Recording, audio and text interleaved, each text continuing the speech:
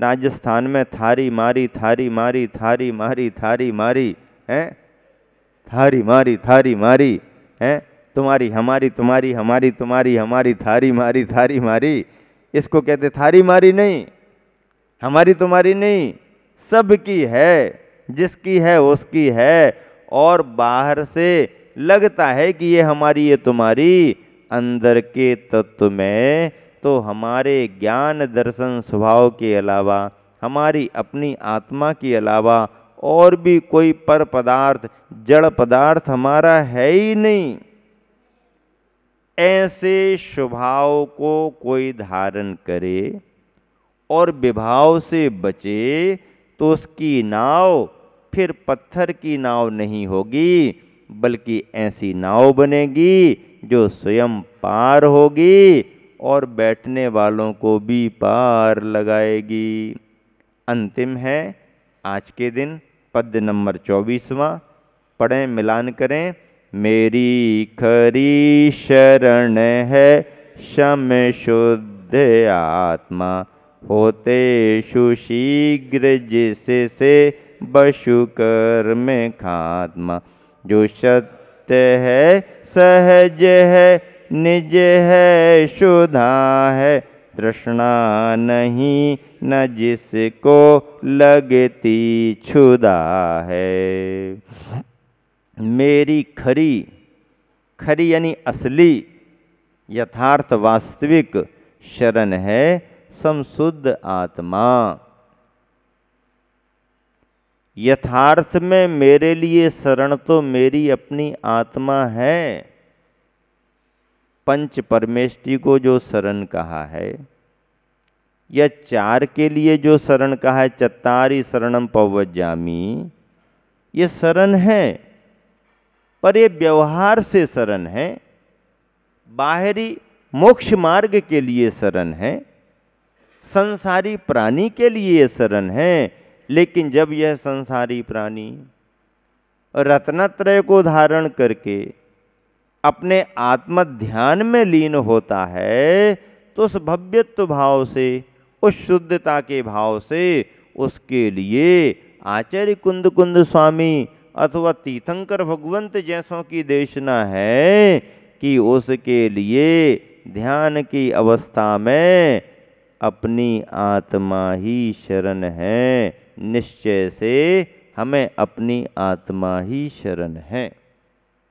बाहर से सब शरण है, लेकिन ये व्यवहार का धर्म है। व्यवहार का धर्म कुछ समय के लिए होता है। निश्चय का धर्म, आत्म तत्व का धर्म यथार्थ धर्म है, स्थायी धर्म है, सदा सदा का धर्म है।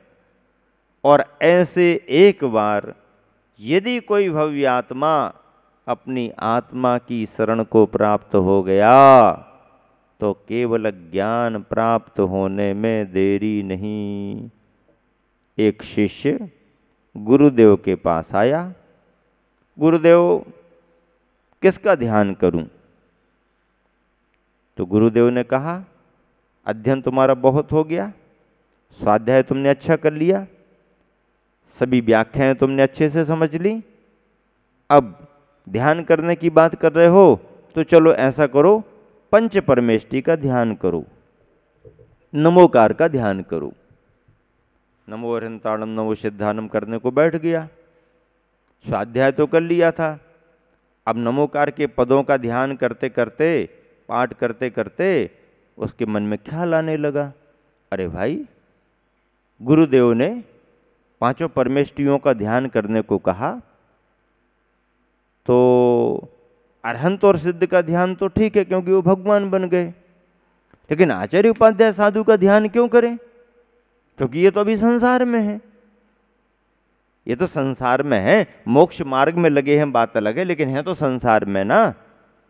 तो आचार्य उपाध्याय साधु का ध्यान नहीं करना चाहिए। पहुंच गया गुरुदेव, आपने स्वाध्याय कराया, मुझे ख्याल में बात आ गई, आपने कहा नमोकार का ध्यान करो, पांचों पदों का ध्यान करो। पांचों पदों में दो पद तो ठीक है क्योंकि वो भगवान बन गए, परमात्मा है, लेकिन आचार्य उपाध्याय साधु का ध्यान क्यों करें? वो तो भी संसार में है।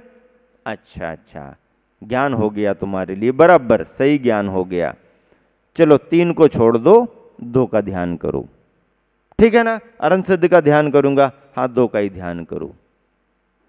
अब अरहंत सिद्ध करने बैठ गया, अरहंत सिद्ध। फिर ध्यान करते करते उसने अपना दिमाग दौड़ा लिया, अरे अब मन नहीं लग रहा, दोनों का ध्यान क्यों करें, चलो गुरु से जाकर के बात करते हैं। गुरुदेव आपने दोनों के ध्यान की बात कर दी, अब इसमें ही हमारा मन नहीं लग रहा। क्यों नहीं लग रहा मन भाई? दोनों भगवान हैं। अरे भगवान तो हैं, लेकिन एक अधूरे भगवान है, एक पूरे भगवान है। क्या कहता? एक अधूरे भगवान है, एक पूरे भगवान है। अभी जिनके पास सत्ता में अघातीय कर्म मौजूद हैं, ऐसे अरहंतों का ध्यान क्यों करें? अभी शरीर भी है उनके पास में, ऐसे अरहंतों का ध्यान क्यों करें? हाँ, सिद्धों का ध्यान कर सकते हैं, क्योंकि सिद्ध शरीर रहित हैं, कर्म रहित हैं। सिद्धों का ध्यान तो चलेगा, अरहंतों का ध्यान करने में मन नहीं लग रहा। हाँ, बराबर तूने स्वाध्याय कर लिया है, चलो अरहंतों को भी छोड़ दो, सिद्धों का ध्यान तो करेगा ना? हाँ, सिद्धों का ध्यान करेंगे। बैठ गया फिर ध्यान करने में, सिद्ध सिद्ध सिद्ध नमो सिद्धानम नमो सिद्धानम, सिद्ध सिद्ध सिद्ध नमो सिद्धानम नमो सिद्धानम, सिद्ध सिद्ध सिद्ध। और सिद्ध सिद्ध करते करते, सिद्ध सिद्ध करते करते, सिद्ध सिद्ध करते करते, और फिर ख्याल में आ गया, अरे सिद्धों का ध्यान क्यों करें? अब भाई क्या ख्याल में आ गया? नहीं, अब गुरु से ही समाधान प्राप्त करेंगे। चलो अब ध्यान नहीं करते, गुरु से पहले समाधान लगे। गुरुदेव आपने कहा सिद्धों का ध्यान करो, सिद्धों का ध्यान करो। मैंने सिद्धों का ध्यान किया, लेकिन ध्यान करते करते मुझे बहुत विकल्प आ गया। अरे क्या विकल्प आ गया भाई? इतना अच्छे से हमने तुमको बताया, जो मन नहीं लगा उनको कम कर दिया, लेकिन अब सिद्ध तो शुद्ध हैं, सिद्ध हैं, उनका ध्यान तो बंदित्व सभ्य सिद्ध कुंद कुंद स्वामी ने भी समय सार में कहा है। फिर तुम क्यों कहता सिद्धों का ध्यान नहीं करूंगा? क्या विकल्प आ गया तेरे लिए? तो कहता है कि सिद्ध शुद्ध तो है, ये बात तो सही है, लेकिन आखिर सिद्ध भी परद्रव्य ही तो है ना। क्या कहता है? सिद्ध भी परद्रव्य ही तो है ना। हाँ, बराबर तूने पकड़ लिया, बराबर पकड़ लिया। तो चलो, सिद्ध भी परद्रव्य है, सिद्धों का ध्यान नहीं करना तो मत करो सिद्धों का ध्यान, अपनी आत्मा का ध्यान करना शुरू कर दो। अपनी आत्मा का ध्यान करना शुरू कर दो। बैठो, आंख बंद करो, अपनी आत्मा का ध्यान शुरू करो, अपनी आत्मा का ध्यान शुरू करो। अपनी आत्मा का ध्यान शुरू करें तो आत्मा कुछ दिखती तो है नहीं। क्या कहता है? आत्मा कुछ दिखती तो है नहीं, कैसे आत्मा का ध्यान करें? आत्मा को समझ में ही नहीं आ रही तो कैसे आत्मा का ध्यान करें? तो गुरुदेव कहते हैं इसलिए तो कह रहे कि फिर सिद्धों का ध्यान करो, अरहंतों का ध्यान करो, पंच परमेष्टि का ध्यान करो। तेरा ध्यान आत्मा में लग जाए तो अप्पा शरणम गच्छामि, फिर आत्मा की ही शरण में जाओ। लेकिन उस आत्मा की शरण में तू नहीं पहुंच पा रहा, तो जिन्होंने आत्म स्वभाव को प्राप्त कर लिया है, ऐसे अरहंत सिद्ध या जो अपनी आत्मा के स्वभाव को प्राप्त करने में लगे हैं, ऐसे आचार्य उपाध्याय साधु पंच परमेष्टियों का ध्यान करो।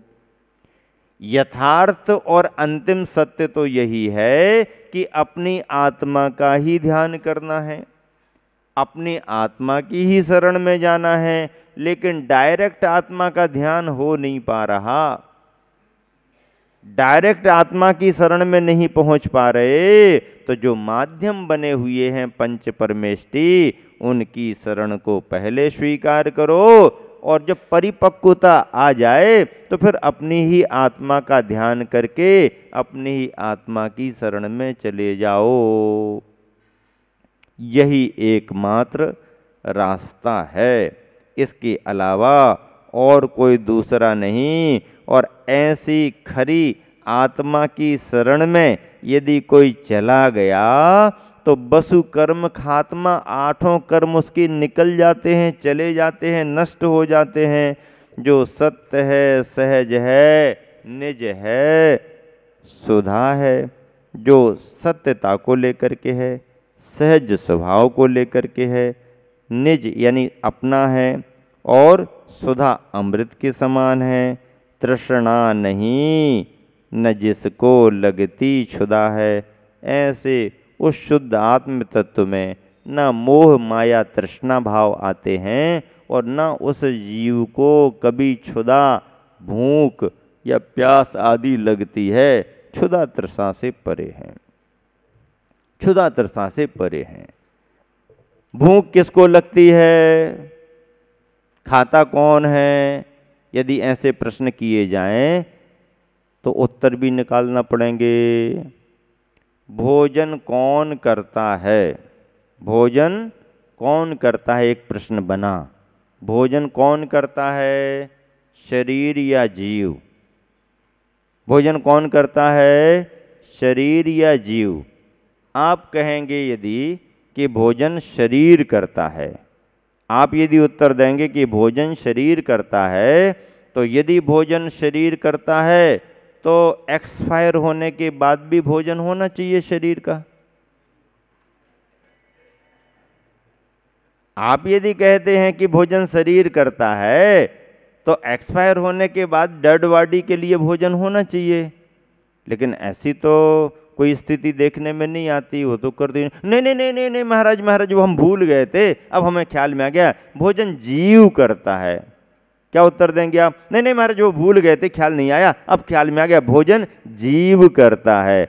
और यदि आप उत्तर देते हैं जीव करता है, तो हम प्रश्न करेंगे कि यदि भोजन जीव करता है तो फिर सिद्ध परमात्मा को भी भोजन होना चाहिए। सिद्ध परमात्मा को भी भोजन होना चाहिए, क्योंकि वहां शरीर तो है नहीं, अकेला जीव जीव है, तो ऐसे सिद्ध परमात्मा को भोजन होना चाहिए। तो आप कहेंगे नहीं नहीं नहीं महाराज, इसमें तो बड़ी बाधा आ जाएगी, अरहंत सिद्ध तो भोजन करते ही नहीं है, सिद्धों को भोजन होगा कैसे? जब अरहंत ही भोजन नहीं करे तो सिद्ध कैसे भोजन करेंगे? नहीं नहीं महाराज जी, सिद्ध जीव भी भोजन नहीं करेगा। अब प्रश्न खड़ा हो गया, फिर भोजन करता कौन है? शरीर भी नहीं करता और जीव भी नहीं करता, तो भोजन करता कौन है? फिर आचार्यों ने उत्तर दिया शास्त्रों में कि शरीरधारी जीव भोजन करता है। कौन? शरीरधारी जीव। जिस शरीर में से जीव निकल गया वो भी भोजन नहीं कर पाएगा। जीव अकेला है, शरीर नहीं है, शरीर अकेला है, जीव नहीं है, भोजन की व्यवस्था नहीं बनेगी। भोजन की व्यवस्था कब बनेगी? जो जीव पर्याय के रूप में शरीर को धारण किए है। शरीर अलग अलग तरह के होते हैं, जिस किसी भी तरह का शरीर धारण किया है जीव ने, तो उसे भोजन की आवश्यकता पड़ती है। स्थिति क्या है? स्थिति ये है कि भोजन को ग्रहण करने का भाव जीव करता है।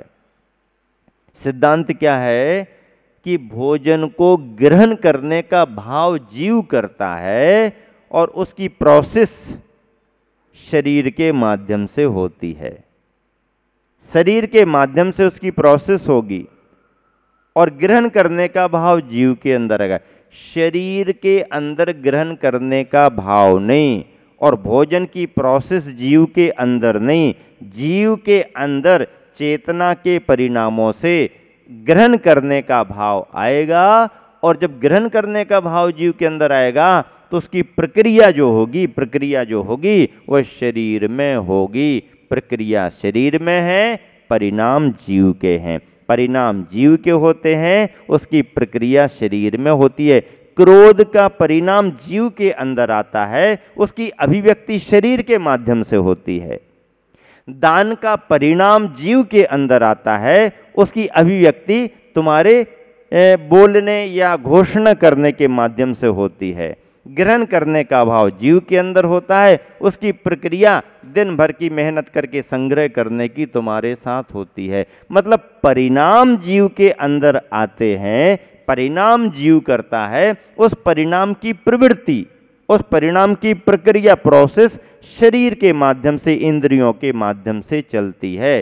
जीव और शरीर का संयोग होने से यह सब कुछ प्रोसेस चल रही है, जिसे गुरुवर आचार्यों ने बड़े अच्छे तरीके से शास्त्रों में सिद्धांतों के रूप में व्याख्यायित किया है। जैसा परिणाम जीव ग्रहण करने का करता है, वैसा ही परिणाम त्याग करने का भी करता है। इसलिए ग्रहण और त्याग की क्रिया पौद्गलिक नहीं है। जड़ की क्रिया जड़ में होती है ऐसा सिद्धांत नहीं है, बल्कि जड़ के द्वारा अभिव्यक्त होती है, पर क्रिया तो परिणामों से चेतना के अंदर होती है। खाने का भाव यदि जीव करता है तो त्याग करने के भाव से व्रत उपवास करने का भाव भी जीव के अंदर ही होगा। मारने का भाव यदि जीव करता है तो बचाने का भाव भी जीव ही करेगा। शरीर की पुद्गल की परिणति नहीं है, पुद्गल की परिणति पुद्गल में होती है ऐसा नहीं, चेतना से जुड़ करके ही पुद्गल की परिणति होती है। और इसीलिए निरंतर अपने कार्यों से चैतन्य परिणाम जुड़ने के कारण कर्म का आश्रय होता रहता है। कर्म के आश्रय से बचने के लिए यही उपाय है। जब ग्रहण करने का भाव जीव करता है तो मोक्ष मार्ग में आगे बढ़ने के लिए त्याग करने का भाव भी जीव ही करेगा। केवल क्रियाएं शरीर के द्वारा बाहर बाहर पुद्गल से होती हैं, नियम संयम पुद्गल पाल रहा है, दान दक्षिणा पुद्गल कर रहा है, पूजा पुद्गल कर रहा है। पुद्गल बुद्गल ऐसे कोई काम नहीं करते हैं जब तक कि अंदर का ऑर्डर नहीं आता है। अंदर का ऑर्डर नहीं आए, थाली में 10 चीजें 20 चीजें 25 चीजें रखी हैं, सब तरह के आइटम रखे हैं, लेकिन उन सबको देखने के बाद तुम्हारा हाथ सबसे पहले कहाँ जाएगा? कहाँ जाएगा? जिसके मन पसंद का जो आइटम हो वहां जाएगा, जिसके मन में जो अच्छा लगेगा, जिसके अंदर अच्छा। हाथ को अच्छा लगता है क्या, बुरा लगता है क्या? नहीं। इंद्रियां तो काम करती हैं, ऑर्डर तो मन करता है, ऑर्डर तो जीव का भाव करता है, अच्छा बुरा का भाव तो मन करता है। इंद्रियां अच्छे बुरे का भाव नहीं करती हैं, अच्छे बुरे का भाव तो हमारा मन, हमारे मन के विचार जीव का परिणाम करता है। तो जब इष्टानिष्ट की कल्पना जीव के अंदर आती है तो उससे बचने के लिए, राग द्वेष से हटने के लिए क्षमता परिणाम लाने का भाव भी जीव के अंदर ही आएगा। संग्रह की प्रवृत्ति यदि जीव में होती है तो त्याग की प्रवृत्ति भी जीव की ही मानी जाएगी, अर्थात चेतना की मानी जाएगी। इसका मतलब है तब त्याग और संयम भले शरीर के माध्यम से सदते हैं पर आत्मा के परिणामों से ही वह मोक्ष मार्ग चलता है। इस तरह इन सभी पद्यों के साथ आज का व्याख्यान पूरा किया जाता है।